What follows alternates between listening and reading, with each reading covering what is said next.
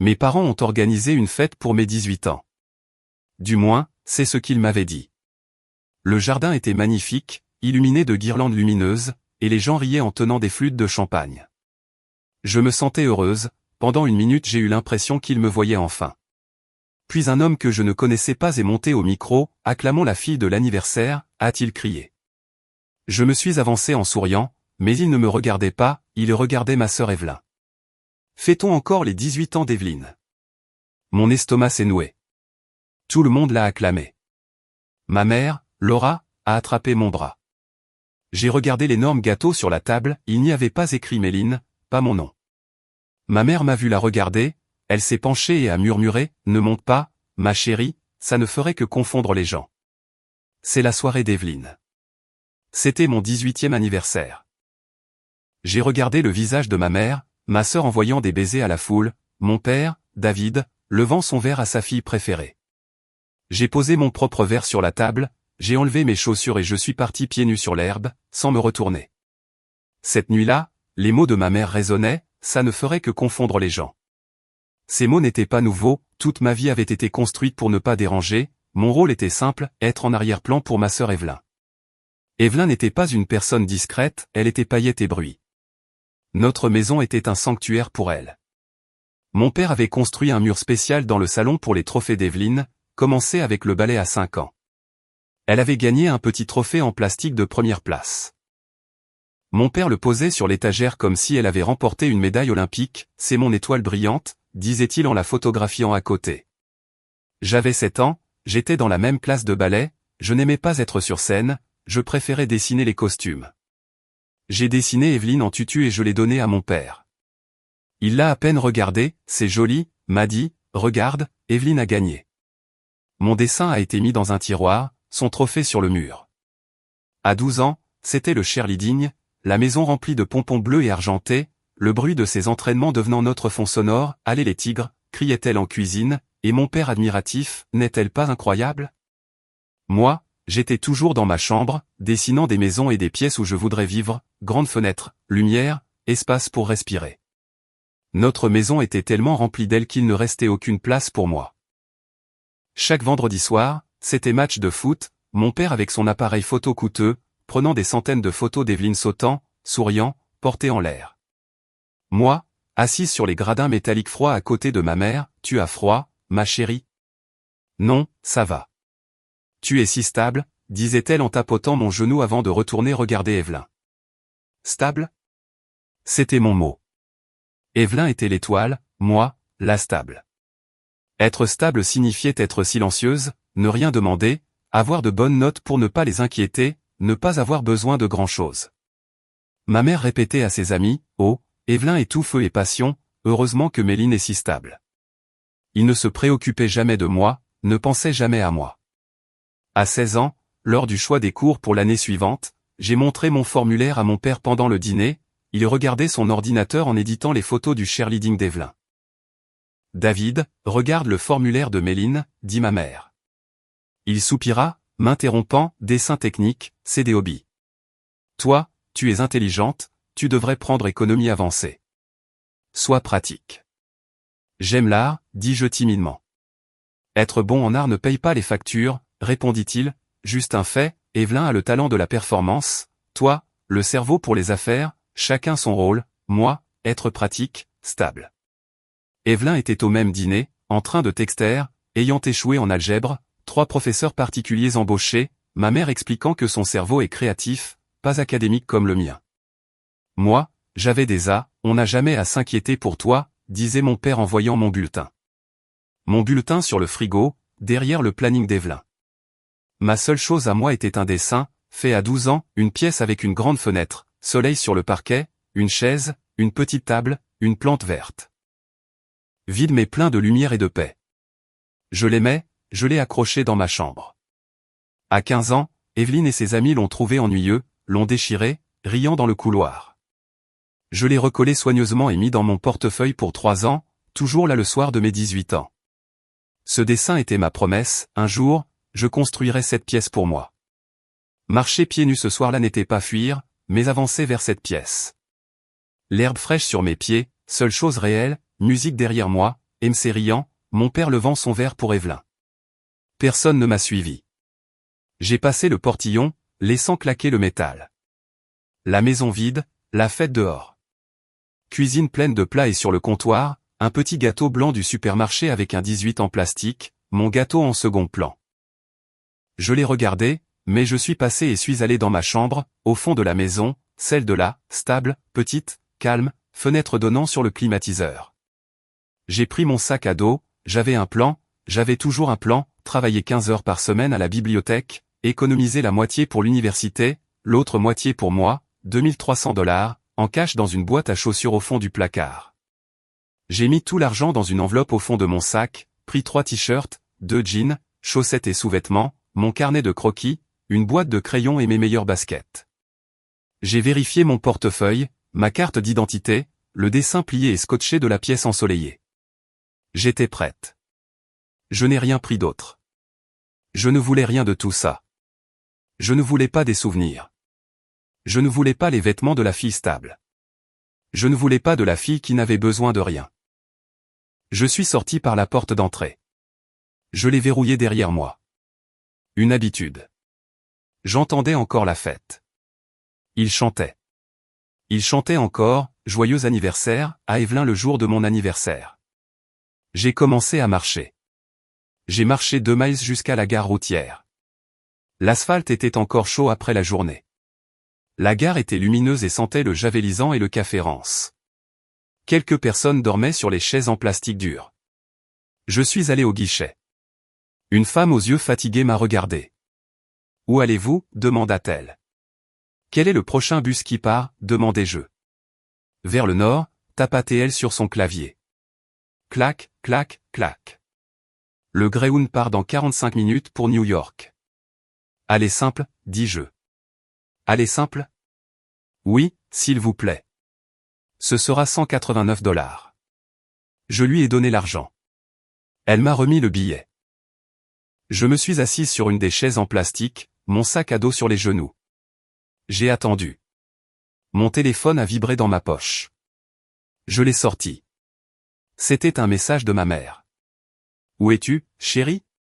Les gens demandent, viens prendre ton gâteau. » Mon gâteau, le petit blanc, le triste. J'ai regardé le message.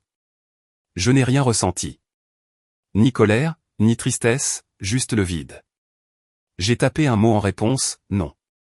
Puis j'ai éteint le téléphone. J'ai ouvert le dos. J'ai sorti la carte SIM et je l'ai jetée dans une poubelle. J'avais 18 ans. J'étais libre. Le bus sentait le diesel et le désinfectant. J'ai trouvé un siège près de la fenêtre à l'arrière, mon sac à dos sur les genoux. Je ne le lâcherai pas. Le bus a quitté la gare. Le moteur a grogné. J'ai regardé Austin défiler, les bars, les panneaux universitaires, les autoroutes, le flou sombre passé. L'homme à côté de Timmy dormait au bout de 5 minutes, il ronflait. Je n'ai pas dormi. J'ai juste regardé. J'ai regardé le Texas devenir l'Arkansas, le Tennessee devenir la Virginie. J'ai mangé des crackers et une barre de granola de mon sac. Aux arrêts, j'achetais de l'eau au distributeur. J'ai utilisé les toilettes sales. Je n'ai pas pleuré. Pleurer, c'était pour ceux qui attendaient quelque chose. Pleurer, c'était pour les déçus. Je n'étais pas déçu. On m'avait montré ma valeur. Ma valeur était 0. Donc je partais de 0. C'était le seul chiffre qui avait du sens. Après 2 jours, je me suis réveillé d'un sommeil raide et agité. Le bus traversait un tunnel. À la sortie, la lumière était différente, rebondissant sur d'immenses bâtiments de verre. La skyline de New York. Ce n'était pas beau comme dans les films. C'était immense, gris, écrasant, ça avait l'air de pouvoir me dévorer. Ça ne se souciait pas de moi. Je l'ai aimé immédiatement. Le bus est arrivé à Port Authority. Le bruit m'a frappé d'abord. Tant de monde, tous criaient, couraient, se poussaient. Je suis descendu. Mes jambes étaient raides. J'étais fatigué. J'avais 18 ans et je ne connaissais personne dans cette ville. J'ai trouvé un plan de la ville sur un mur. J'avais un plan. J'avais repéré une annonce de location des semaines plus tôt, un au cas où, une chambre à Queens. J'ai pris le métro, acheté un plan et une nouvelle carte. 2 heures pour comprendre. Je suis descendu à Queens. Le quartier était bruyant, musique des voitures, vendeurs sur le trottoir. J'ai trouvé l'adresse, un appartement en sous-sol dans un vieux bâtiment en briques. Une femme à l'accent prononcé a ouvert. « Vous êtes la fille ?» demanda-t-elle. J'avais appelé pour la chambre. « Vous avez de l'argent liquide ?» Oui. Première et dernière semaine, $300 et $150 de caution. Je lui ai donné $450 de mon enveloppe. Elle m'a montré la chambre. Minuscule. Plus petite que mon placard à la maison. Un petit lit pliant, une commode en métal, une petite fenêtre haute donnant sur un mur de briques. Dans un coin, un vieux radiateur en métal. Le chauffage s'allume à 18 heures, dit la propriétaire. Ne faites pas de bruit. Pas d'amis. Je n'en ai pas, dis-je. Elle grogna et partit, verrouillant la porte de sa partie de l'appartement. J'ai fermé la mienne, un vrai verrou coulissant. J'ai glissé le verrou. Je me suis assise sur le lit pliant. Le matelas était fin, je sentais les ressorts. J'étais seul. À New York, j'avais peur. J'étais libre. À 18 heures, le radiateur s'allume. Ça claque, ça siffle, ça tape. Ça semblait vivant, comme s'il luttait pour rester chaud. J'ai posé mon sac à dos, sorti mon dessin plié et scotché, l'ai accroché au mur de briques avec mon ruban. Petit et étrange dans cette pièce sombre. Je me suis allongé sur le lit et pour la première fois de ma vie, je me suis endormi en sachant que personne ne me réveillerait. La première semaine, c'était la survie. La deuxième, la survie. La première année, la survie. Mon argent s'évaporait, $150 pour le loyer, $50 pour le métro. Je mangeais riz et haricots, achetais des œufs. Le pain rassis était moitié prix. Il me fallait un travail. J'ai marché des heures, dans chaque boutique, café, dîner. Recherche aide. Mon CV vide. 18 ans. Diplômé du lycée. Bibliothèque. Expérience café? Non. Expérience restaurant? Non. Expérience New York? Non. Toujours non. Au 6e jour, je paniquais. La pierre froide et dure de ma résolution devenait un poids dans l'estomac. Je suis entré dans un petit café du quartier, le Daily Grain. Sombre, odeur de café brûlé et l'errance. Un homme encore plus fatigué que moi derrière le comptoir. Vous embauchez?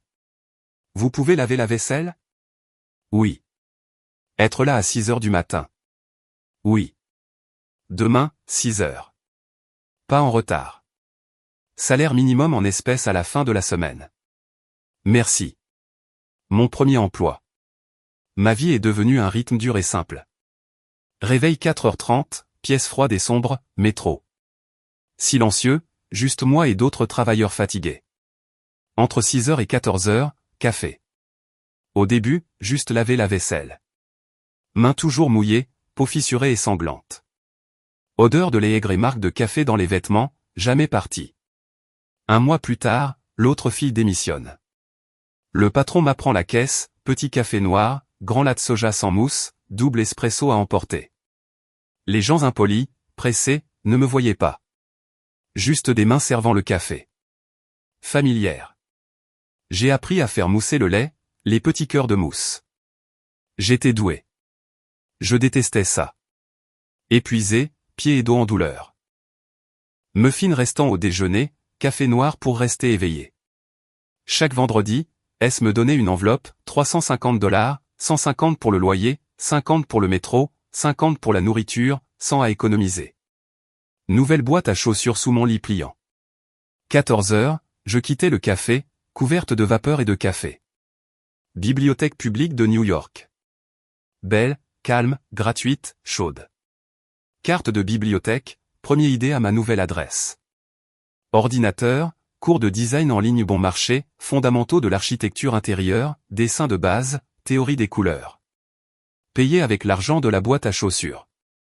Mon emploi du temps fixé, entre 15h et 21h à la bibliothèque. Je m'asseyais au fond, écouteur bon marché, suivais les cours, faisais les devoirs, lisais tout. Appris sur l'espace, un homme nommé Lord Bazir, la Bauhaus, forme follow function. Les mots pour ce que je ressentais. Pourquoi j'aimais la lumière. Comment une pièce pouvait protéger ou écraser. Toute ma vie, la maison familiale me faisait sentir petite, encombrée, remplie de trophées, photos, vide et velin, aucun espace pour moi. Maintenant je comprenais, ils ne savaient pas utiliser l'espace, juste pour frimer. Moi, je voulais créer le calme. Je voulais des pièces respirantes. Trop fatigué pour dessiner chez moi, je dessinais au café. Pause de 10 minutes sur un tabouret à l'arrière. Pas mon bon carnet, juste des serviettes recyclées brunes. Stylo bleu du comptoir, je dessinais des meubles, chaises aux lignes épurées, table simple mais solide, plan de sol, comment agrandir ma minuscule chambre à Queens, tourner le lit, miroir au mur, étagère longue pour mes livres. Je dessinais le café, comment le rénover, mur blanc chaud, nouvelle lumière douce, long banc en bois sous la fenêtre. Salle, le patron, a vu une fois, qu'est-ce que c'est? Juste un dessin. On dirait le café. C'est vrai. Je changerai l'éclairage, il est trop agressif. Il a grogné. T'es une gamine bizarre. Méline faisait une pause, mais moi je continuais. J'avais toute une pile de dessins sur des serviettes. C'était mes plans. C'était ma nouvelle vie. Chaque dessin était un pas de plus loin d'Austin. Chaque trait était un mot que je ne pouvais pas dire. Chaque serviette était une promesse. Je ne parlais à personne. Ma famille ne savait pas où j'étais. Je n'avais aucun téléphone à joindre, aucun email. Ils savaient que j'étais complètement, totalement seul. À Austin, le silence était lourd. C'était le son de mon absence à table pendant qu'il parlait d'Evelyn. Le son de ma porte de chambre qu'on fermait. Le silence d'Austin faisait toujours mal. À New York, le silence était différent. Ma petite chambre n'était interrompue que par les cliquetis, les sifflements et les coups de mon radiateur. La bibliothèque était silencieuse. Le métro tard le soir était silencieux. Ce silence-là ne faisait pas mal. Il était propre. Il était vide. Il était à moi. C'était le son de personne me disant que j'étais stable. Le son de personne me disant que mes rêves étaient des loisirs. Le son de personne chantant joyeux anniversaire à la mauvaise personne. Le silence était mon partenaire. C'était l'espace dont j'avais besoin pour penser. Le silence qui m'avait blessé était devenu ma liberté. La liberté de construire enfin. Une année passa, puis une autre. Ma vie était la même, réveil à 4h30, café à 6h, bibliothèque à 15h, sommeil à 21h. Encore et encore. J'avais 20 ans. J'en avais l'impression d'en avoir 40. J'ai été promu au café. Maintenant, j'étais la responsable du matin. Cela voulait seulement dire que j'avais les clés. Et que je passais de 11 à 13 $ de l'heure. J'avais 6 000 $ dans ma boîte à chaussures. J'avais fini tous les cours en ligne bon marché. Je lisais désormais des manuels que je ne pouvais pas acheter. Je les lisais à la bibliothèque en griffonnant mes propres notes. Ma pile de serviettes était immense. J'avais une boîte entière sous mon lit rien que pour elle. J'étais toujours fatigué, mais plus désespéré.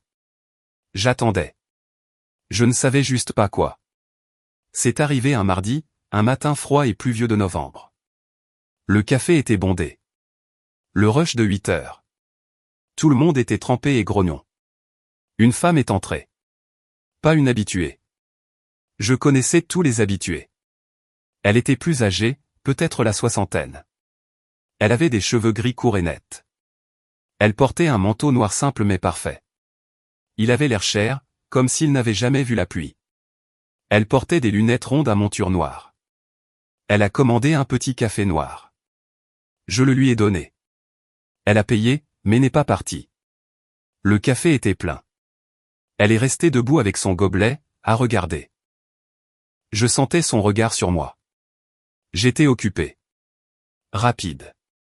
Latte crémé grand format, chez moyen extra chaud, 2 doubles expresso. Je faisais mousser le lait. Je criais les commandes. J'essuyais le comptoir. J'étais une machine. Elle restait là, patiente, observant. Le rush s'est calmé vers 9 heures. Le café s'est vidé. Je pouvais enfin respirer. Ma main, par habitude, a attrapé une serviette. Je travaillais dans ma tête sur un problème, comment faire tenir un lit, un bureau et une cuisine dans une petite studette tout en gardant l'espace ouvert. Je me suis mise à dessiner, un lit mezzanine, un bureau en dessous, du rangement dans les marches. J'étais absorbé. J'avais oublié sa présence. Vous devriez mettre le bureau près de la fenêtre. Sa voix m'a fait sursauter. J'ai bondi. C'était elle. Elle se tenait juste devant moi. Quoi? J'ai froissé la serviette. Ne faites pas ça, dit-elle, ferme mais pas méchante. Montrez-moi. J'ai hésité, gêné. Montrez-moi, répéta-t-elle. J'ai déplié lentement la serviette mouillée. Elle a pointé du doigt. Le bureau, vous l'avez mis au fond sous le lit, mais la fenêtre est la seule source de lumière. Vous bloquez la lumière, et la personne au bureau tourne le dos à la pièce. Mauvaise énergie. J'ai regardé le dessin. Elle avait raison. Mettez le bureau près de la fenêtre, continua-t-elle. Laissez la lumière frapper l'espace de travail. Placez le lit et le rangement sur le mur opposé. Séparez travail et repos. La pièce paraîtra plus grande, plus calme. Je la fixai. Elle comprenait. Où avez-vous étudié, demanda-t-elle. Ici, à la bibliothèque. En ligne, dis-je. Elle regarda mes mains, rouges et abîmées par l'eau chaude et les produits. Ce ne sont pas des mains d'étudiante, dit-elle. Je travaille ici. Je suis la responsable. Elle regarda les lumières verdâtres, les murs marron hideux. Vous en avez d'autres, demanda-t-elle. D'autres? Café? D'autres dessins. Je pensais à ma boîte. J'en ai quelques-uns. Apportez-les demain, même heure, dit-elle. Qui êtes-vous? Elle sortit une carte blanche. Un nom seulement. Je m'appelle Marisol Aïe. Elle posa la carte sur le comptoir et partit. Après mon service, j'allais à la bibliothèque. Mes mains tremblaient. J'ai tapé son nom. Mon cœur s'est arrêté. Marisol Aïe n'était pas une designer. Elle était la designer. J'avais un de ses livres dans mon sac. Son visage était au dos. Célèbre. Renommée. Elle concevait des musées, des maisons minimalistes au Japon et en Californie à plusieurs millions. Une légende. Et je lui avais servi un café. Le lendemain, j'étais un désastre. J'ai apporté ma boîte pleine de serviettes. Je me sentais idiote, serveuse avec une boîte de déchets. Elle est entrée à 9h pile. Vous les avez apportées? Ce n'était pas une question. Elle a commandé un café. Je l'ai fait. Je refusais qu'elle paie. Je peux payer mon café. S'il vous plaît. C'est tout ce que j'ai. Elle m'a regardé puis a acquiescé. Nous nous sommes installés près de la fenêtre. Montrez-moi. J'ai ouvert la boîte, malade. Elle n'a pas ri. Elle a étalé les serviettes. Mes chaises. Mes plans du café. Ma studette. Ma table en bois. Elle a observé longtemps. 10 minutes peut-être. J'avais envie de disparaître. Puis elle leva les yeux. Vous n'avez aucune technique, dit-elle. Je me suis crispé. Vos lignes sont brouillonnes. Les proportions sont mauvaises. Vous ne comprenez pas l'échelle. Je rougis. Je voulus tout ramasser. Je peux enseigner ça, dit-elle en arrêtant ma main. Mais je ne peux pas enseigner votre regard. Quoi? Vous voyez l'espace, pas les objets. Vous voyez l'absence. Vous voyez la lumière, l'émotion d'une pièce. Les étudiants veulent choisir des rideaux. Vous voulez créer l'espace. Elle poussa sa carte. Mon studio. Lundi, 8h. Pour un stage. Vous balayerez, vous étiquetterez des échantillons, vous m'apporterez mon café. J'ai souri. Je suis très doué pour apporter le café. Elle sourit à peine. Vous ne serez pas payé. Pas au début. Vous pouvez vous le permettre? Je pensais à mes $6000 dans ma boîte. Ils étaient pour ça. Oui. Bien. Et Méline. La première à dire mon nom correctement à New York. Oui. N'arrêtez pas de dessiner sur des serviettes. Mais désormais, utilisez un vrai stylo et du bon papier. Elle partit. Je restais 1 heure. Puis j'allais dire que je quittais le café. Il a grogné, je savais que t'étais trop bizarre pour cet endroit. Bonne chance. Je suis sorti. J'avais 20 ans. Encore pauvre. Encore seul. Mais c'était une porte. La porte vers tout. Mon premier jour au studio de Marisol n'avait rien à voir avec mon premier jour au café. Le studio était à Soho. Le bâtiment était ancien, avec un ascenseur grinçant. Mais à l'ouverture des portes, c'était un autre monde. Une immense salle ouverte. Comme un de mes dessins. De la lumière partout. Des fenêtres de 6 mètres. Le soleil inondait l'espace, faisant briller la poussière comme des petites étoiles. Le parquet ancien peint en blanc. Les longues tables où travaillaient les designers. Et un mur entier du sol au plafond couvert d'échantillons, tissus, bois, pierre, métal, verre. Une bibliothèque de matière. J'avais 20 ans. J'étais terrifié. J'étais la stagiaire. Et mon premier travail était exactement ce qu'elle avait dit, Méline, la machine à café est au fond. Un sucre pour moi. L'équipe vous dira ce qu'elle veut, et le sol est sale. Oui, madame. Je passais ma première semaine à balayer. Du bois, du tissu. À faire du café. À trier le courrier. J'étais invisible. Mais d'une invisibilité différente. Chez moi, j'étais invisible parce qu'il regardait Evelyn. Ici, j'étais invisible parce que tout le monde regardait le travail. Et je pouvais observer. J'ai vu comment Marisol touchait les matériaux. Elle prenait un morceau de calcaire, fermait les yeux, passait son pouce sur le bord brut. Non. Trop froid. Je veux celui du Portugal. Elle disait que c'était celle qui ressemble à du pain rassis. Elle m'a appris le langage du design. Ce n'était pas seulement un langage de mots, mais un langage de sensations. On ne se contente pas de regarder une pièce, Méline, m'avait-elle dit un jour alors que je rangeais les échantillons de bois. On l'écoute. Que est-ce qu'elle veut être? Mon nouvel emploi du temps était plus difficile que le café. De 8h à 18h au studio, non rémunéré. Puis un autre travail, serveuse dans un restaurant de 19h à minuit. Je dormais 4 heures par nuit.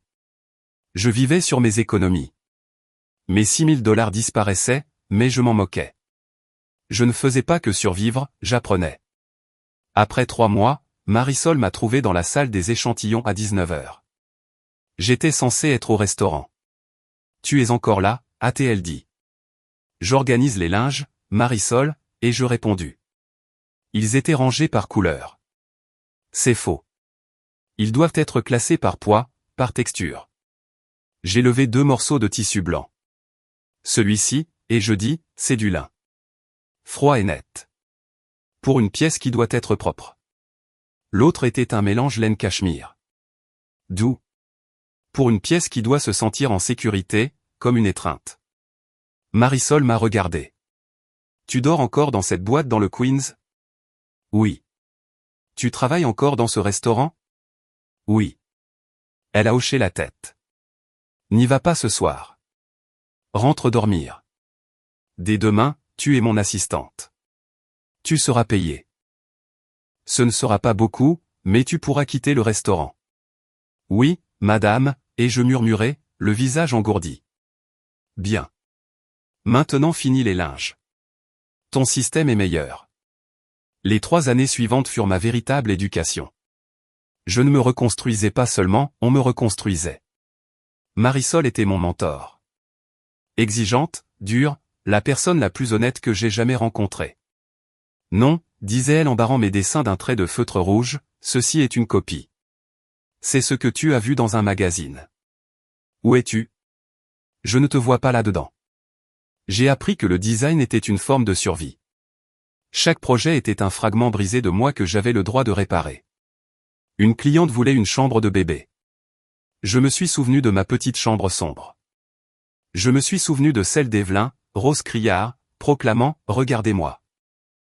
J'ai conçu une pièce silencieuse, en bois chaud et doux, avec une lumière capable d'imiter l'aube.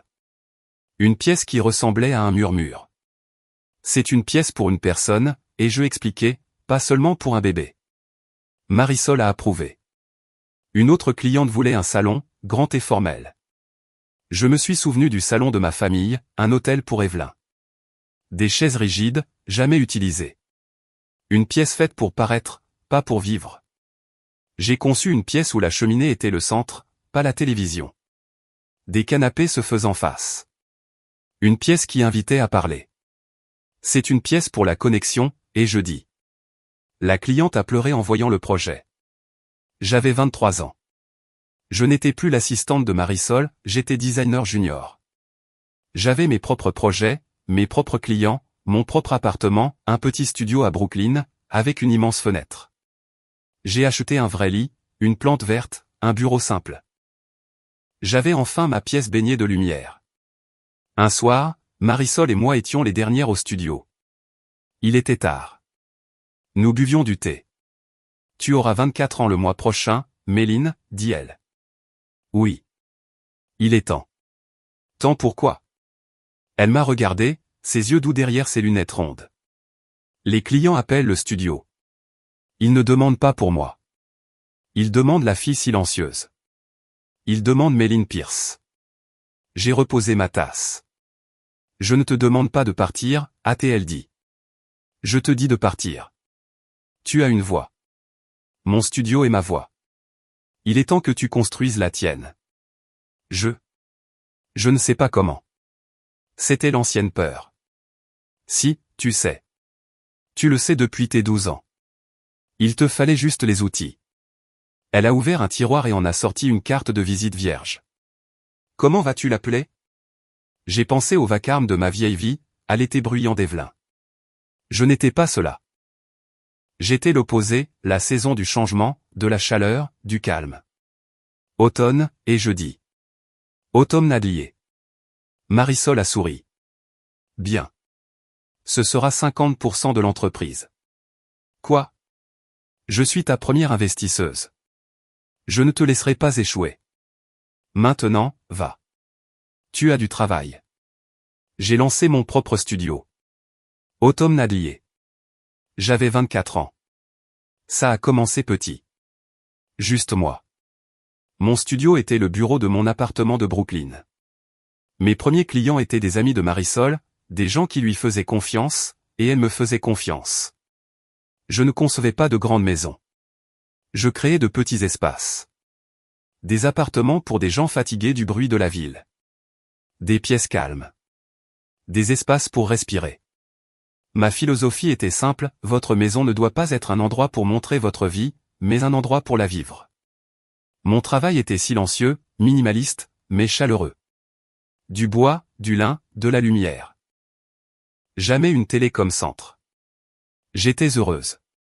Pas célèbre, pas riche. Je travaillais. Je bâtissais. À 26 ans, j'ai reçu un email. Un petit événement TED local. Chère mademoiselle Pierce, nous suivons votre travail. Votre philosophie du design silencieux nous intrigue. Nous voudrions vous inviter à parler à notre événement. J'ai failli supprimer le mail. Parler sur scène, avec un micro? Moi, la fille discrète?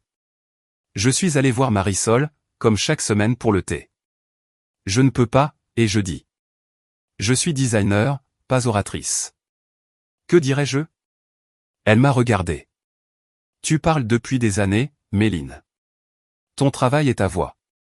Tu ne le réalises pas. Elle a pointé du doigt un magazine où mon studio était en couverture. Tu n'es plus la fille de 20 ans qui a frappé à ma porte. Tu as une histoire. Il est temps de la raconter. Terrifié, j'ai écrit un discours. Je l'ai détesté. Trop théorique, trop froid. Ce n'est pas toi, dit Marisol. Que veux-tu que je fasse? Et je soupirai. Dis la vérité. Dis-leur pourquoi tu conçois des pièces silencieuses. Dis-leur d'où vient le silence. Alors j'ai jeté le discours. Le jour venu, j'étais malade d'angoisse. Sur la petite scène, les lettres rouges derrière moi, une centaine de personnes. Bonjour, et je dis, la voix tremblante. Je m'appelle Méline Pierce, et je conçois des pièces silencieuses. Pause.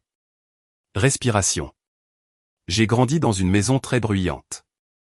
Pas de colère, juste du bruit, de la performance. Toute mon enfance, on m'a dit que j'étais la stable, la silencieuse, celle qui n'avait besoin de rien. J'ai appris à me taire. Longtemps, j'ai cru que le silence était une faiblesse. Un vide. La nuit de mes 18 ans, je suis parti avec $2300 et un dessin que j'avais fait à 12 ans, une pièce vide, une grande fenêtre, déchirée puis recollée. À New York, j'ai découvert un autre silence, celui d'être seul, celui du métro à 4 heures du matin. J'ai appris que le silence n'est pas un vide, mais un plein. L'espace où l'on s'entend enfin. Je suis architecte. Designer. Mais ce que je suis vraiment, c'est une bâtisseuse de silence. Je ne conçois pas seulement des pièces, je conçois des espaces où l'on peut respirer, où l'on peut sentir qu'on existe. J'appelle ma philosophie reconstruire à partir du silence. J'ai parlé 15 minutes. Des serviettes griffonnées, du radiateur. Pas besoin de nommer ma famille. Ce n'était pas une revanche. C'était moi. Quand j'ai fini, silence. Puis quelqu'un s'est levé. Puis un autre. Ovation. J'ai pleuré.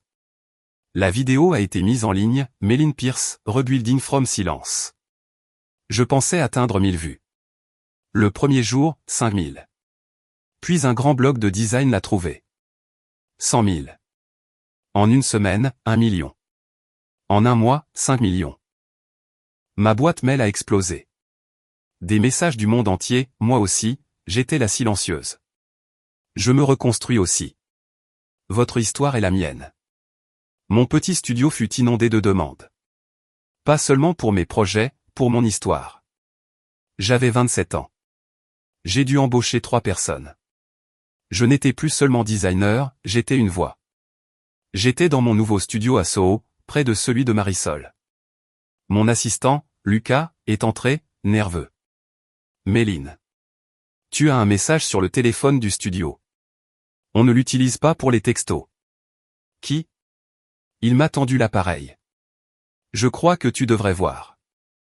Un numéro du Texas. Je n'avais pas parlé à ma famille depuis 9 ans. Depuis mes 18 ans. Il m'avait retrouvé. Le message était court. De ma mère. Ce n'était pas « nous sommes fiers de toi ». Ni « nous avons vu ta conférence ». Ni « félicitations ». J'ai lu « ta sœur se sent visée par ta vidéo. Tu dois la retirer ». 9 ans. 9 ans de silence. Et c'était tout. Ce n'était pas à propos de moi. Ni de mon travail. C'était à propos d'Evelyn. Toujours Evelyn. L'histoire ne se répétait pas, elle n'avait jamais cessé. Je ressentis l'ancien froid dans mon estomac, celui de la fille de 18 ans assise sur les gradins, la fille discrète. Lucas me regardait. Ça va? Je pris une grande inspiration. J'ai pensé à répondre, à crier, à expliquer. Puis j'ai pensé à mon discours. Je suis une bâtisseuse de silence. Je lui rendis le téléphone. Supprime-le, dis-je. Et bloque le numéro. Voilà. C'était tout. Du bruit. Je me retournai vers mon plan. J'avais du travail. Je restais silencieuse. Mon silence ne passait pas bien au Texas. J'appris plus tard que ma mère avait essayé d'appeler, d'envoyer des mails. Madame Pierce a encore appelé, me dit Lucas un matin, le visage tendu. Mais là sur la liste de blocage, répondis-je. Méline, c'est ta mère. Je sais. Bloque le numéro. J'avais 27 ans mais je me sentais de nouveau comme à 18 ans, avec cette résolution froide et dure. Je ne me laisserai pas ramener en arrière. Il voulait que je retire la vidéo. Il voulait que je me taise encore. Mon silence était ma frontière, mais Evelyne, elle, ne se taisait pas. J'appris qu'Evelyn était devenue une influenceuse lifestyle à Austin. Elle avait 50 000 abonnés. Elle publiait sur les brunchs, les vêtements, sa vie parfaite. Elle était toujours la star. Mon TED Talk et les articles sur moi posaient problème pour l'image parfaite qu'elle vendait. Alors elle fit ce qu'elle a toujours fait, elle joua un rôle. Elle donna une interview à un blog à potins d'Austin. Le titre, EVN Pierce Speak Out, l'histoire triste de ma sœur n'est pas ce que vous croyez. Lucas l'avait trouvé. Tu dois voir ça, dit-il. Je la lus. Un chef-d'œuvre de manipulation. J'aime tellement ma sœur Maddie, disait Evelyne. Je suis si fier qu'elle ait trouvé quelque chose à faire, mais elle a toujours été si sensible, la petite artiste. Elle exagère tout pour le drame. Cette fête d'anniversaire? Elle rit. Oh mon Dieu, c'était une fête commune. On célébrait toutes les deux. Elle était juste de mauvaise humeur. Elle a toujours été jalouse parce que j'étais plus sociable. Elle est partie en claquant la porte. On était si inquiets. Mes parents la favorisaient-ils? Non, répondit Evelyne, ils me comprenaient, c'est tout. Maddie était toujours si silencieuse, elle ne nous disait jamais ce qu'elle voulait. Comment étions-nous censés savoir? Elle était la stable. Nous avons tous eu une enfance parfaite. Je pense. Je pense qu'elle raconte tout ça pour vendre sa marque. C'est triste et blessant. C'est ciblé. Je lus l'article. Je ne ressentis rien. C'était la même histoire qu'ils avaient toujours racontée. J'étais le problème. Trop sensible. On fait quoi? Demanda Lucas, furieux. Il faut répondre. C'est de la diffamation. Non, dis-je. On ne fait rien. Méline, elle ment. Je sais. On reste silencieux. On travaille. Je n'avais pas besoin de me défendre. Mon travail me défendait. Mais quelque chose avait changé en 9 ans, le monde. Internet n'était plus juste un endroit pour les performances d'Evelyne. C'était un endroit où les gens gardent des preuves. Mon TED Talk avait été vu par des millions de personnes. Mon histoire était dehors, et Internet. Internet s'est mis au travail. Tout a commencé dans les commentaires du blog. Ça ne colle pas, écrivit quelqu'un. Je suis Evelyn. J'ai remonté son compte. Et les preuves ont afflué. Les détectives du web ont retrouvé ses anciens posts Instagram, l'ancien Facebook de mon père, et toutes les contradictions. Son post du 9 octobre d'il y a 9 ans, une photo d'elle soufflant les bougies de Mon Gâteau, celui sans mon nom. Légende, merci maman et papa pour la meilleure fête de mes 18 ans qu'une fille puisse rêver. 18 ans. Encore. Quelqu'un posta une capture d'écran, attends. Je croyais que c'était une fête commune? Pourquoi a-t-elle tagué 18 again? Et pourquoi sa sœur n'apparaît dans aucune des 50 photos? Ils trouvèrent l'album Facebook de mon père, Evan S18 des bâches. Des photos de son hôtel, de son mur de trophées. Un post d'il y a 10 ans, regardez briller ma star Evelyn au match. Une naturelle. Maddie est là aussi, bien sûr, en train de lire. Notre stable. Un commentaire de ma mère, elle est incroyable. Tant de talent. Heureusement que Maddie est l'intellectuelle. Elle n'a pas besoin de toute cette attention. Ils trouvèrent tout. Les mauvaises notes d'Evelyn à côté de posts célébrant sa nouvelle voiture, pour ses bons résultats. Des posts où mes parents la félicitaient pour des choses que j'avais faites. Leur récit construit sur 20 ans s'effondra en 48 heures. Sa propre vie numérique prouva qu'elle mentait. Qu'elle avait toujours menti. Et que je disais la vérité. La réaction fut immédiate. Les commentaires d'Evelyne se remplirent non de haine mais de pitié et de colère, tu es l'enfant préféré. Tu as volé l'anniversaire de ta sœur. La stable est celle qui a réussi. Le blog retira l'article. Trop tard. Les sponsors se retirèrent. Le concessionnaire, la boutique de vêtements, le brunch où elle mangeait gratuitement. Sa marque était toxique. Elle perdit 20 000 abonnés en une semaine. À l'atelier, Lucas me lisait les mises à jour. Ils la détruisent, dit-il, sans joie. Je n'étais pas heureuse non plus. Je ne ressentais ni joie ni vengeance. Seulement de la tristesse. C'était si laid, si public. Marisol passa me voir. Elle avait vu les articles. Elle posa une main sur mon épaule. C'est la partie qui fait mal, dit-elle. La partie je te l'avais bien dit. Ça ne fait jamais autant de bien qu'on imagine. Je n'ai rien fait, murmurai-je. Je n'ai pas dit un mot. Elle sourit, douce et sage. Je sais. Tu n'as pas besoin de parler. Le silence parle pour toi. Et ce silence que j'avais construit était enfin plus fort que leur vacarme. Les 5 années après le TED Talk et l'effondrement médiatique furent flous. Autumn Nadlier explosa. La fille trop sensible était devenue la designer la plus demandée du pays non, du monde. Mon histoire avait ouvert la porte, mon talent la gardait ouverte. À 29 ans, j'étais épuisé mais je bâtissais. Mon équipe grandissait, 20 employés, puis 50. Lucas Ray, mon premier assistant, était devenu mon associé, mon directeur opérationnel. Il gérait le bruit pour que je puisse gérer le travail. Nous quittâmes le studio de Soho pour un nouvel espace. Je signai un bail pour un étage entier à Manhattan. Je le conçus moi-même, ce n'était pas un bureau mais un studio. La pièce ensoleillée de mon dessin de 12 ans. Les portes de l'ascenseur s'ouvraient sur une forêt d'oliviers d'intérieur. Les plafonds faisaient 9 mètres, percés d'immenses pluies de lumière que j'avais fait installer. Les murs étaient d'un blanc chaud et doux, les sols en bois recyclé. Pas de cloisons, seulement de longues tables en bois faites à la main. Une bibliothèque de matériaux dignes de celle de Marisol. Une cuisine où l'équipe déjeunait ensemble. Un espace de lumière, de chaleur, de calme. Un espace pour créer. Mon travail était partout. Je ne concevais plus seulement des appartements, un hôtel boutique à Kyoto, construit autour d'un jardin du silence, une bibliothèque pour enfants à Copenhague, sans angle, seulement des courbes et des alcôves. Une entreprise tech m'engagea pour repenser son siège. Supprimer les bureaux en open space, leur dis-je. Vous tuez leur concentration. Vous construisez une pièce de bruit.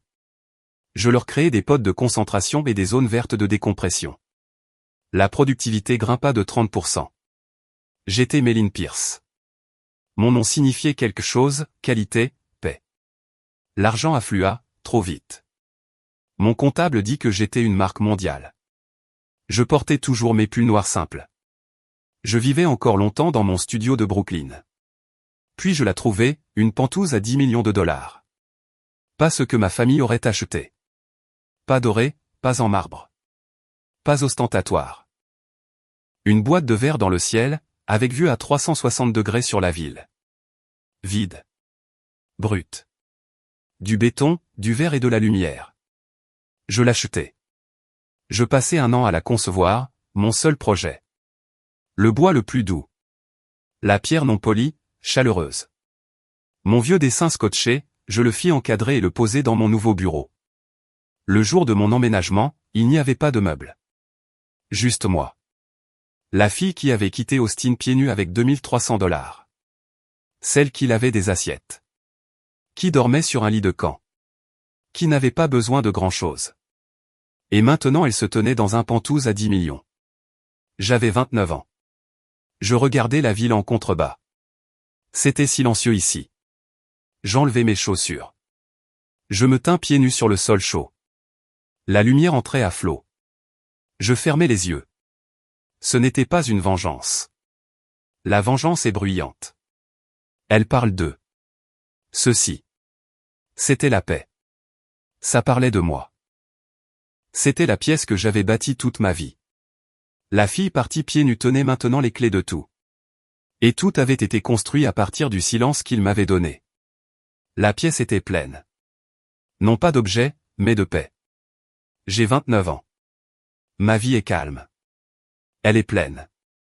Je me réveille dans mon pantouse. Je regarde le lever du soleil transformer la ville du gris au violet puis alors. Je vais à mon studio. Je travaille avec mon équipe. Nous buvons du thé. Nous esquissons. Nous concevons une nouvelle aile d'hôpital, un lieu de guérison. Je me concentre sur la lumière, l'air et la nature. Je crée un espace pour aider les gens à aller mieux. C'est le meilleur travail que j'ai jamais fait. Ma famille ne fait plus partie de ma vie. Après l'effondrement d'Internet, ils ont disparu. Les réseaux sociaux des l'un sont privés. La page Facebook de mon père n'existe plus. Ils se sont retirés dans le silence que j'avais moi-même construit. Je n'ai plus de nouvelles d'eux. Je ne les cherche pas. Un après-midi, Lucas entre dans mon bureau privé. Mon bureau est entièrement en verre. Il donne sur tout le studio, mais il est insonorisé. C'est arrivé, dit-il. Il a l'air mal à l'aise. C'est un email, pas envoyé à mon adresse personnelle, mais à l'adresse principale info@atier.com. Lucas filtre mon courrier. Il sait qu'il ne doit pas laisser entrer le bruit, mais il a laissé passer celui-ci. Je pense que tu devrais le voir, dit-il. Il pose une feuille imprimée sur mon bureau puis sort en refermant la porte vitrée. Je regarde la feuille. C'est un email de elimpier8@gmail.com à info@autumnacier.com. Objet, aucun. Mon cœur ne s'arrête pas. Il ne s'emballe pas. Il devient seulement lourd. Je lis l'email. Une seule phrase. Je ne savais pas que ça faisait si mal d'être invisible. Je la relis encore et encore. Ce n'est pas des excuses. Elle ne dit pas, je suis désolé de t'avoir blessé. Elle ne dit pas, je suis désolé pour ce que j'ai fait. Elle dit, je comprends enfin ta douleur parce qu'elle m'arrive maintenant. Ses sponsors ont disparu. Sa célébrité a disparu. Son public a disparu. Elle est désormais en arrière-plan. C'est elle la discrète, l'invisible, et cela lui fait mal. C'est ce qui se rapproche le plus d'une excuse, ce qui se rapproche le plus d'une forme d'empathie. Et pourtant, après toutes ces années, tout tourne encore autour d'elle. Je regarde cette phrase unique, je ne savais pas que ça faisait si mal d'être invisible. Et je ressens une étrange pitié silencieuse. Je me sens en paix parce que je sais quelque chose qu'elle ignore. Être invisible n'est pas une punition. C'est un début. C'est dans l'invisibilité que je me suis trouvé. C'est dans l'invisibilité que j'ai construit mon empire. Je pense à répondre. Que dirais-je? Tu t'y habitueras. Il t'en a fallu du temps. Je te pardonne. Est-ce que je lui pardonne? Je ne sais pas. Je ne crois pas que cela ait de l'importance. Le pardon est un lien, une ficelle. Et j'en ai fini avec les ficelles. Je prends la feuille de papier. Je la plie. Je ne réponds pas, répondre ouvrirait la porte. Cela laisserait le bruit revenir. Cela me ramènerait dans leur monde. Un monde où je dois prouver que j'existe. Je m'assois à mon bureau. La lumière du soleil de fin d'après-midi traverse les verrières et tombe sur mon carnet de croquis. Je prends mon crayon. Je dessine une pièce silencieuse. Une simple pièce avec une chaise, une table et une plante verte. Une pièce pleine de lumière, de chaleur, de tranquillité. J'ai 29 ans. Je suis là. Je suis réel. Mon Pantouz est réel. Mon studio est réel. Mon travail est réel. Je suis réel. Je n'ai pas besoin de lui répondre. Je n'ai pas besoin de retourner au Texas. Je n'ai pas besoin de leur montrer les articles, le Pantouz ou mon nom sur les bâtiments. Je regarde mon dessin. J'ajoute plus de lumière. On ne revient pas pour prouver qu'on existe, je murmure dans la pièce vide et silencieuse. On avance.